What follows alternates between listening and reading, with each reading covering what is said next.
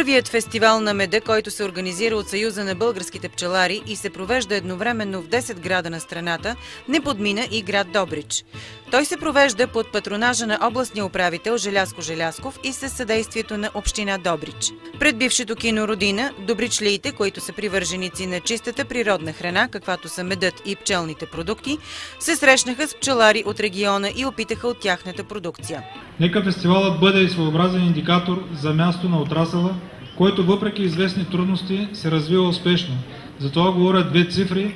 Добитото количество мед, което през 2010 година е нараснало с 11,2% повече от 2009, и износът на пчелен мед, който през 2010 е нараснал с 39,6% спрямо 2009 година. Накрая бих искал да припомня, че поради нараснала интерес към Националната програма по пчеларство 2011-2013 година, Европейската комисия е одобрила за новия 3-годишен период трикратно по-голям финансов ресурс в сравнение с този по предходната програма 2008-2010, достигащ почти 20 милиона лева, като са включени и нови мерки. Вярвам, че вие ще се възползвате от тези възможности за финансиране на пчеларството. Пожелавам успех на всички производители, а фестивалът на пчелните продукти да се утвърди трайно като авторитетен форум и прочитано пазарно събитие в Добрич. Пчеларката Недялка Михова стана царица на фестивала на меда в Добрич. Тя отглежда 100 пчелни семейства и е сред изложителите на фестивала. Короната й беше връчена лично от кмета на Добрич, госпожа Детелина Николова. Традиционно подобни срещи са повод пчеларите да споделят за проблемите в бранша. Пчелният мед и другите пчелни продукти, които ежегодно се добиват и реализират от пчеларите, на стойност са несравнимо по-малко от ползата, която допринасят пчелите от опрашителната дейност. Всяка година опрашват културни, диворастящи ентомофилни растения, от което ползата за държавата е 2 до 3 милиарда лева.